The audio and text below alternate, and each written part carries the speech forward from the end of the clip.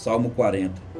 Esperei com paciência pelo Senhor, e Ele inclinou para mim e ouviu quando clamei por socorro.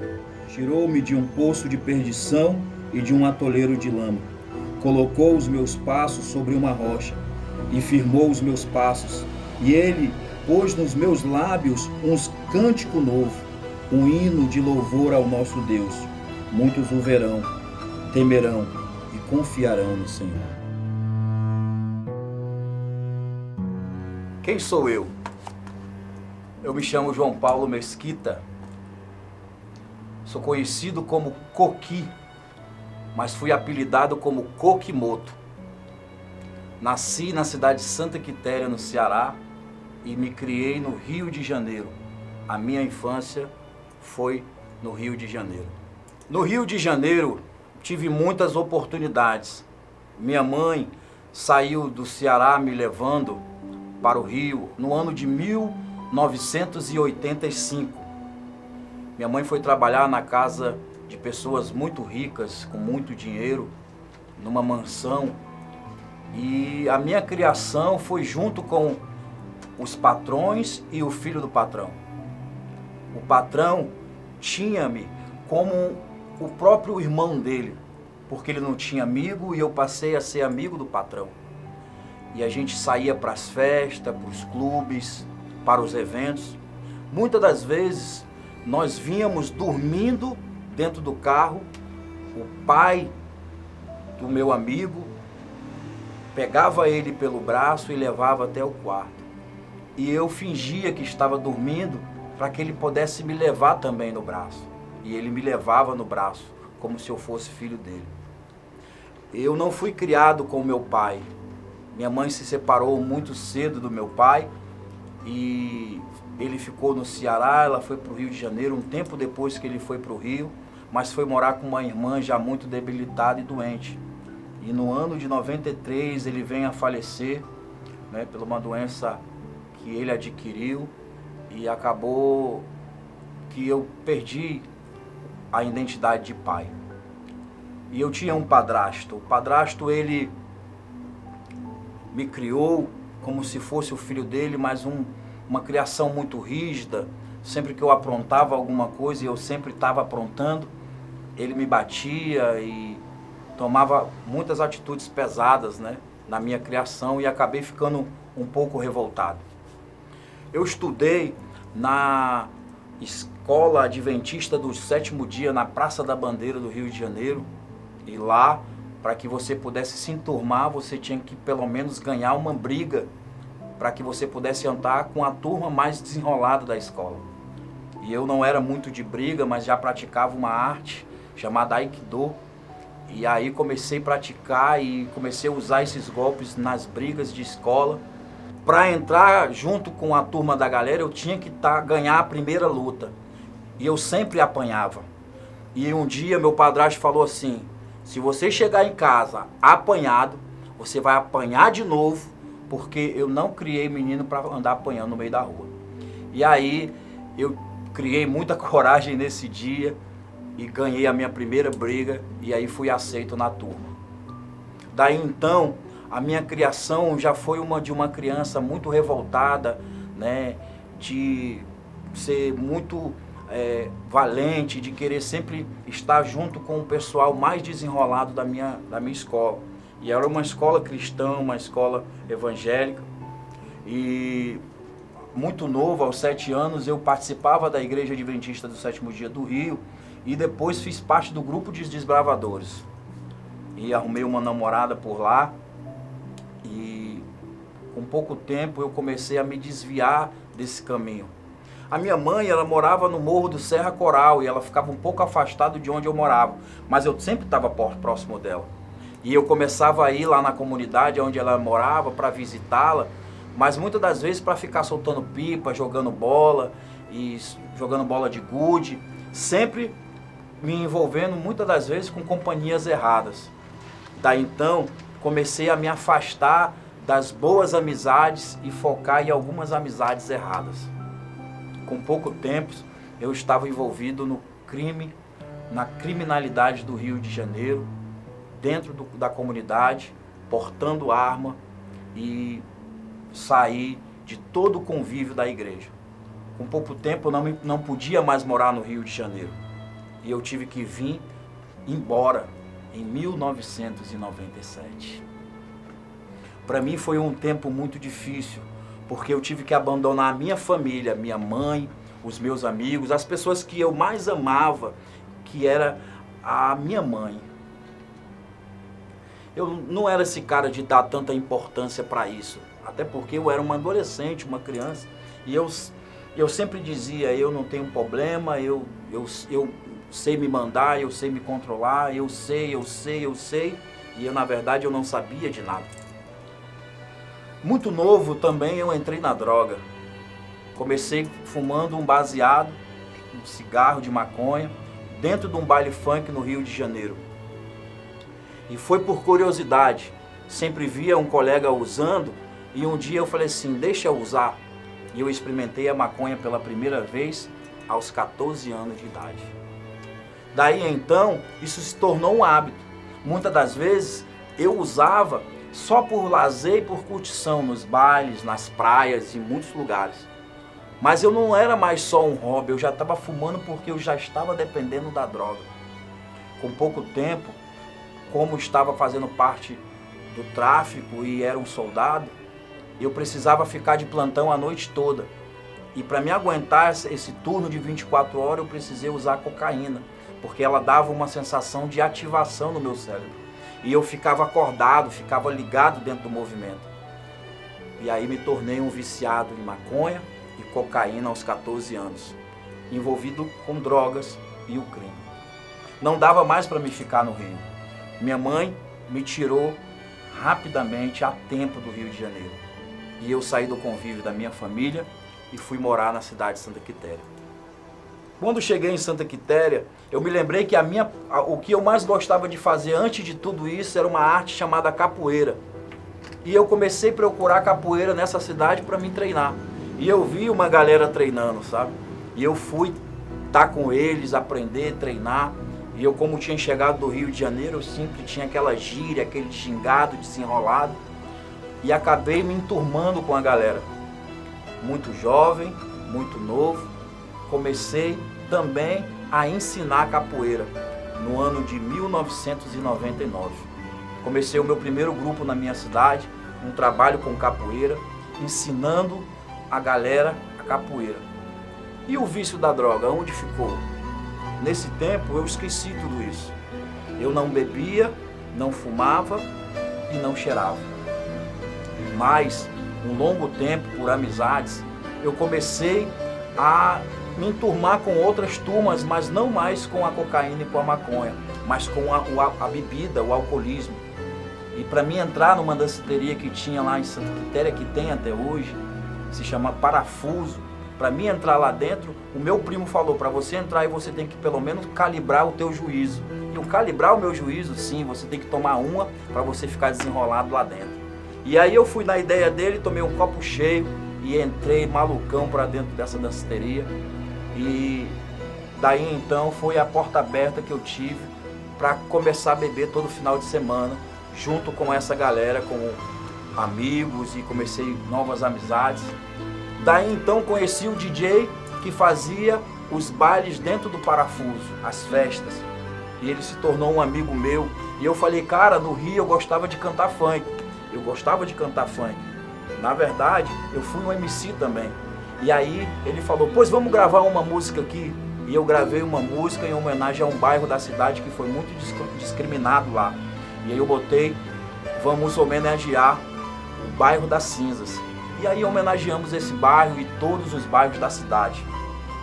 E daí então eu comecei a ficar conhecido, fiz um programa de rádio fui o primeiro a ter um programa de rádio só com essa espessura de funk. E eu tocava numa fita cassete, levava a fita, daqui a pouco ela mudou para MD e foi crescendo para o CD. E aí eu comecei a fazer baile funk também na minha cidade. No primeiro foi bom demais, no segundo deu uma confusão muito grande. Bairro brigando contra bairro, a galera muito louca, brigando mesmo, disputando quem era o melhor, qual era o bairro mais forte, qual era a galera mais forte. E isso acabou me prejudicando, porque eu fui chamado pelo juiz. E aí ele falou assim, olha, eu vou te acusar como formação de quadrilha. E eu falei, mas eu fiz só o baile, mas não quero saber, você é o culpado de tudo isso. E aí eu acabei ficando com medo e parei de fazer os bailes, mas continuei fazendo o programa de funk. Mas o dono da rádio falou assim, mas eu não quero mais essa vagabundagem aqui não, pode tirar esse negócio daqui. E aí eu parei de fazer o programa de funk por muito tempo. Fiquei sem aquela minha identidade que eu estava criando. E um dia, um grande amigo meu, que até hoje é esse DJ do Parafuso, chamado DJ Lobo, eu falei pra ele, cara, bora fazer baile em outras cidades, porque aqui a galera não tá muito querendo e tal. E aí eu convidei ele como DJ, e eu ia pra animar e cantar nas festas. E a gente começou a fazer bailes em outras cidades. Isso já no ano de 2000, 2001. E conheci nessa área muitas pessoas, né? Muitos amigos. Inclusive tem um amigo muito especial para mim, que é o DJ Márcio da Heriutaba, da equipe Max Laser, que é um cara que eu tenho muita admiração, que aprendi a respeitar e admirá-lo pela equipe que ele tem, e aonde a gente se conheceu com a equipe que ele fazia esses bailes na Heriutaba, e eu ia participar também. Daí então, na minha cidade de Santa Quitéria, chegou as drogas mais pesadas. Antigamente existia uma maconha mais natural, uma coisa mais simples, e nem todo mundo tinha. Mas começou a chegar a maconha, cocaína, o crack. E eu, por ironia do destino, acabei entrando novamente nessa vida. Professor de capoeira, cara que fazia baile, tocava em festa. E aí comecei a usar maconha novamente. Eu precisava fazer as festas, e muitas das vezes saía muito caro eu pagar o DJ e ir tocar. Eu falei assim, não, agora eu vou ser o DJ, eu não vou mais ser o MC. E comecei a ser DJ, ser conhecido como DJ Coqui antes, MC Coqui, depois DJ Coqui. E aí comecei a fazer festas, eventos, montar grupo, turmas, bondes, e as festas já não iam dando mais certo. Porque no final da festa eu pegava o dinheiro, gastava todo com bebida, mulheres e drogas. Não estava tendo muito lucro, as festas muitas das vezes era fumo, e quando não era fumo eu gastava todo o dinheiro. E aí um dia, eu muito desanimado de tudo que eu fazia dava errado, eu comecei a pensar, o que eu vou fazer agora? Um belo dia, passando na cidade, do centro da minha cidade, alguém bateu no meu ombro e falou assim, cara, Deus tem um projeto para a tua vida. E eu olhei para ele assim, será mesmo, cara? Mas eu saí e fui para casa com minha esposa. E ela olhou para mim e falou assim, vamos lá sexta-feira, você está precisando tanto. E eu fui com ela. Naquele dia me deu uma roedeira na minha barriga, o pastor falava, parecia que ele estava falando para mim. E ele dizendo, Deus tem isso para você, Deus aquilo e tal. E eu comecei até aquela roedeira na barriga, eu falei assim, eu vou aceitar Jesus. Aceitei Jesus, passei a frequentar a igreja, e um belo dia, eu achando que já estava bonzão, que não precisava mais daquilo, eu falei assim, eu vou para um evento de capoeira em outra cidade. E com dinheiro no bolso, na primeira cidade que eu cheguei, eu fiquei num paredão, junto com os amigos, esqueci do evento que eu ia, e passei uma semana fora de casa usando droga. Começou aí mais uma fase terrível da minha vida. Essa experiência para mim foi muito terrível, porque eu comecei ali uma nova fase na minha vida. Eu comecei a usar droga demais, muita droga.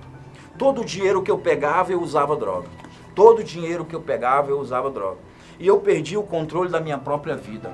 De um certo ponto, minha esposa não confiava mais eu com dinheiro, porque todo o dinheiro que eu recebia da prefeitura como concursado, eu me internava e usava droga, droga, droga, e esquecia dos meus filhos, tirava da boca dos meus filhos para usar droga.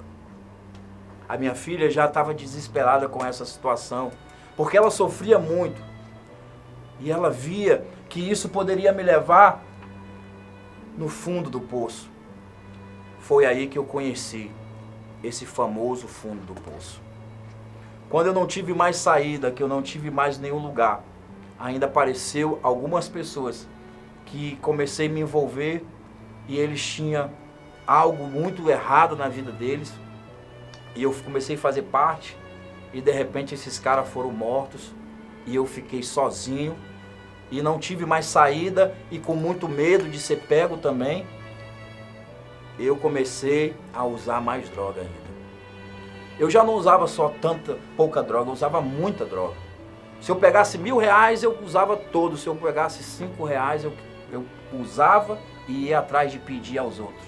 R$1, 50, R$2, até eu poder formar o dinheiro da minha droga de preferência. Daí então, eu não sabia mais o que fazer. Já estava desestimulado da vida. Mas a minha esposa não aguentava mais aquela vida que ela estava vivendo. Eu saía na sexta, voltava na segunda, e toda vez que eu saía de casa na sexta-feira, eu dizia: hoje eu vou usar até morrer. Eu não tinha mais expectativa na minha vida, eu não tinha mais nenhum endereço certo para ir. Eu saía sem rumo, eu só sabia que ia usar droga. Percorria a cidade toda atrás de alguém que pudesse me vender. Quando eu achava, eu usava. Quando acabava, eu ia atrás de mais. Ia sexta, sábado, domingo. Segunda-feira eu estava num estado tão grande que eu não aguentava mais. Eu falava: vou voltar para casa. E nesses 4 dias eu já estava 4 dias sem tomar banho, sem trocar de roupa. Num estado deplorável, e as pessoas olhavam para mim e falavam: tá vendo esse cara, um cara tão inteligente, bonito, mas olha aí, cara, é um drogado. Eu perdi minha identidade nesse momento, eu olhava para mim e não acreditava mais que existia uma solução e nenhuma saída. Até que um dia a minha esposa olhou para mim e falou assim: você precisa se internar. Eu falei assim: eu não sou doido, eu vou me internar para quê? Mas você precisa se internar porque você está viciado na droga. Se eu mesmo não, só uso quando eu quero. Só que mal eu sabia que toda semana eu queria. Se eu tivesse todo dia, eu usava todo dia. Um belo dia, a minha filha desesperada, num ato desesperado, ela viu um pastor passando, ela correu atrás dele e falou assim: pelo amor de Deus, ajuda meu pai está usando muita droga, está acabando com tudo, nós não aguentamos mais ele lá em casa. Aí esse pastor me visitou e ofereceu ajuda. Eu disse: eu vou pensar, mas eu não fui. Enrolei e não fui. Num dia desse eu saí de casa e falei assim: mais um dia, hoje eu vou usar até morrer. E aí saí, usei sexta, no sábado, no domingo eu voltei de uma seresta, quando uma pessoa chegou por trás de mim, a queima-roupa deu um tiro na minha cabeça. Quando ele apontou a arma para mim, um ato muito de defensiva, eu virei a cabeça, a bala pegou de raspão na minha cabeça, entrou no couro, saiu do outro lado e não afetou o cérebro, não quebrou o crânio, e eu tive ali uma oportunidade na minha vida, como fosse um despertar espiritual. E aí, eu com a faixa na cabeça, eu perguntei: Deus, será que o Senhor tem algum plano mesmo para mim? Eu vou morrer e não vou viver com meus filhos? Eu agachei no sofá que eu tinha na minha casa e falei assim: Deus, se o Senhor tem um plano para a minha vida, mude a minha história agora. Eu preciso de mais uma chance, só mais uma. Me tira daqui. Eu estava com um sentido de perseguição. Se o cachorro latisse, eu ficava assustado. Se eu ouvisse pegadas, eu ficava assustado. E aí, um dia eu saí de casa, muito louco, usando droga. Eu voltei para casa, minha esposa falou assim, minha esposa já estava com tudo arrumado, a mala, as roupas, e disse: ou você vai atrás de ajuda ou eu não te quero mais. Aí eu falei assim: tudo bem, eu aceito. Minha esposa foi atrás da Coordenadoria de Política sobre Drogas da minha cidade, pediu ajuda, e lá conseguiram uma casa de recuperação chamada Atos, lá no Icaraí, e eu fui. Quando eu cheguei, eu falei assim: eu não vou ficar nesse lugar não. E eu era fumante e eu achava: não vai poder fumar aqui, eu não vou ficar aqui não. E a frente era muito horrível, a frente era uma paredezona, parecia um presídio. Eu falei assim, não vou ficar aí não. Só que quando a pessoa que estava lá me recebeu e entrei dentro da casa, dentro era muito diferente. Era gramado, tinha uma piscina, tinha quadra de esporte, tinha 2 pés de manga, os quartos, mobília. E eu falei assim, eu vou tentar ficar aqui. E ainda podia fumar 9 cigarros por dia dentro dessa casa. Na primeira reunião, no primeiro dia, minha família foi embora, me deixou lá. Na primeira reunião, sentou-se em roda todos os adictos, todas as pessoas que estavam procurando ajuda lá. E eles começaram a contar a história deles. Quando chegou a minha vez, eu olhei para eles e falei assim, o que eu estou fazendo aqui? E aí, naquele momento, caiu uma ficha, começou a passar na minha cabeça um filme muito grande. De tudo que eu passei na minha vida até eu começar a usar drogas. A minha história, ela impactou muito a minha vida. Porque eu fui um garoto que tive tudo e minha mãe sempre me deu do bom e do melhor. E eu agradeço muito a ela por tudo que ela fez isso por mim. Mas, dentro da casa de recuperação, há 15 dias internado, me deu a abstinência da droga, a falta. E eu comecei a ficar muito doente, muito doente, muito doente. E com febre, alucinação, me tremendo todo. Eu olhei para uma foto que tinha do lado da minha bicama e eu falei, olhei, era uma foto dos meus filhos, eu e meus filhos, e eu falei, Deus, não deixa eu morrer aqui. E aí, orei, pedi a Deus, mas me lembrei que debaixo da minha cama tinha uma gaveta com uma Bíblia dentro.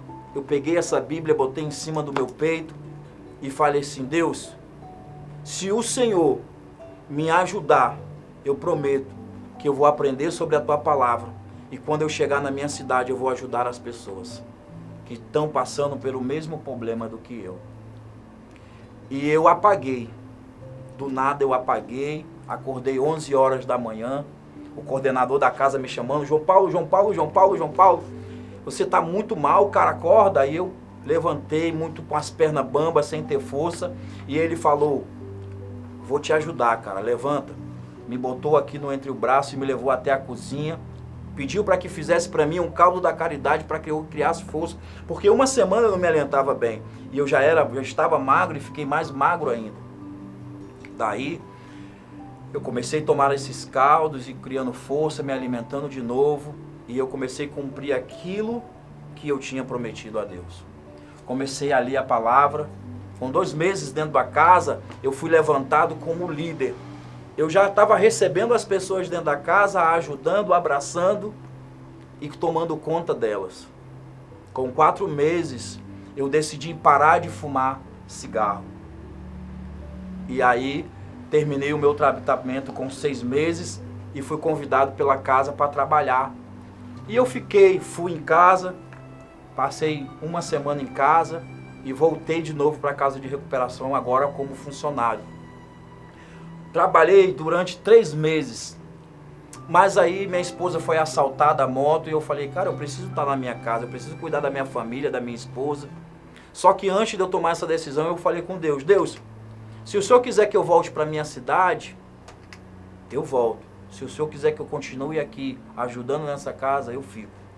E por incrível que pareça, quando amanheceu o dia de manhã, o coordenador falou para mim, João Paulo, quero falar com você. E eu falei assim, o que você quer falar comigo, cara? E ele falou, meu irmão, mais tarde eu falo. E enrolou. Quando foi mais tarde, ele me chamou e falou assim, cara, não tem como mais você ficar aqui. Nós não temos condições de te pagar no momento. E eu queria que você retornasse para sua casa. Eu comecei a chorar porque era o que eu queria fazer, era voltar para minha casa, no convívio da minha esposa, dos meus filhos, porque eu só fazia essa visita de 15 em 15 dias, porque eu trabalhava diariamente nessa casa de recuperação. Voltei para casa, cheio de planos, de sonho e com uma nova oportunidade na minha vida. Quando eu cheguei em Santa Quitéria, nós planejamos de botar uma loja que se chama Flávia Variedades. Botamos essa lojinha pequenininha, Comecei a frequentar aquela igreja que eu tinha aceitado Jesus e comecei a caminhar com o pastor, com o pessoal da igreja. Mas um belo dia eu falei, cara, eu preciso de um movimento que seja a minha cara, uma referência que possa tirar jovens da criminalidade, da droga e possa dar um novo sentido para essa juventude. E estava morrendo muitos jovens na minha cidade, muitos jovens se perdendo na droga, na criminalidade. E eu falei para mim mesmo, eu posso ajudar. Sempre quando morria algum jovem, isso doía muito no meu coração, porque eu falei, cara, eu já passei por isso. E eu sei que esse caminho não leva a ninguém. E eu sei que esse caminho não leva ninguém a lugar algum. E aí, eu comecei o ministério chamado Igreja da Paz, aonde eu conheci dentro da casa de recuperação, numa reunião de célula dentro dessa casa. E eu fui batizado na Igreja da Paz de Fortaleza, no ano de 2015. Pela glória de Jesus, eu e mais 1000 pessoas aceitaram Jesus. Mas eu me lembrei de uma história na conversão de Paulo. Antes, Paulo era Saulo, e Saulo era um homem que não gostava de cristão, não gostava de crente, matava, mas sabia toda a palavra de Deus, o conhecimento. E um dia, nesse caminho de Damasco, ele diz, enquanto guia pelo caminho e se aproxima-se de Damasco, subitamente uma luz brilhou ao seu redor e ele caiu por terra, e eu ouvi uma voz que dizia, Saulo, Saulo, por que me persegue? E ele perguntou, Senhor, quem é você? E ele respondeu, sou eu, Jesus, a quem você persegue? Daí então, uma luz começou a brilhar na minha vida, após um testemunho muito forte de um pastor lá na Igreja Paz, a Igreja da Paz, lá em Calcaia. Pastor Souza conta uma história, um testemunho muito parecido com o meu. E eu falei assim, cara, eu quero ser igual esse pastor aí. Eu quero ter a vida transformada também. Eu quero ter uma vida renovada. Eu me derramei em lágrimas naquele momento. E comecei ali um novo momento na minha vida. A minha volta por cima começou quando eu cheguei em Santa Quitéria e eu fui convidado a trabalhar na Coordenadoria de Política sobre Drogas. E eu comecei a ajudar outras pessoas também. E quando eu passava na rua, as pessoas começavam a se alegrar comigo e dizendo, cara, meu irmão, você está muito bonito agora. E eu era bem magrinho, já estava mais forte. E aí eu comecei a ajudar outras pessoas. Eu creio que já devo ter internado umas 50 pessoas que já tenho ajudado nessa área de dependência química. E hoje eu tenho uma igreja abençoada na minha cidade chamada Paz Church Santa Quitéria, a Igreja da Paz. A minha esposa, a minha filha, o meu filho, hoje são lideranças junto comigo e me ajudam nesse ministério. Tenho amigos que também estão caminhando comigo, pessoas que eu encontrei nessa caminhada. E hoje é só o começo de uma nova história, de um novo começo. Talvez você esteja passando por algum momento difícil na sua vida e você acredite que não existe a solução. Eu quero te dizer com toda certeza, Jesus, ele tem um plano para a sua vida. Eu não estou pedindo para você se tornar um religioso e nem dizer para você ser um religioso daqueles todo. Não. Eu estou dizendo que Jesus, ele tem um plano para a sua vida, para mudar a sua história, para dar para você um novo sentido para a sua vida e você viver algo novo para você. Hoje, eu não vivo mais nas trevas, vivo na luz. Hoje, aquelas pessoas que me criticavam, hoje me elogiam. Hoje, aqueles que não acreditavam em mim, hoje me abraçam e muitos até me pedem ajuda. Eu fui salvo porque acreditei, porque tive fé que existe sim uma esperança. E essa esperança está na fé que promove dentro do seu coração uma mudança. Todos nós podemos mudar.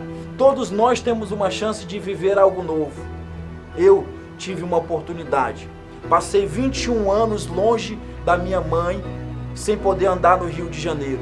E no ano passado, em dezembro, eu fui para o Rio de Janeiro a convite de um aluno participar da formatura dele e por oportunidade fui abraçar minha mãe. Deus, Ele restaura a sua vida, te dá uma oportunidade nova, Ele te dá tudo em dobro, tudo aquilo que o inimigo, que o diabo tirou de você, o teu sonho, a tua esperança, tudo o que você sonhou para a sua vida, Deus vai te dar de volta, porque Ele fez assim comigo e vai fazer assim com você. Eu agradeço a Deus por essa oportunidade hoje de ter amigos de verdade, um grupo de capoeira de verdade, uma igreja de verdade, amigos de verdade, um mestre, alunos, pessoas que realmente acreditam em mim e amigos e líderes da minha igreja. Hoje eu sou uma história nova nesse mundo. Hoje eu vivo algo novo na minha vida. E hoje eu não penso mais em morrer, hoje eu penso em viver. Hoje eu penso em levar a mensagem do Evangelho aos meus amigos e às pessoas que precisam. Se você acha que não existe saída, eu te digo mais uma vez, existe sim uma saída. Valeu.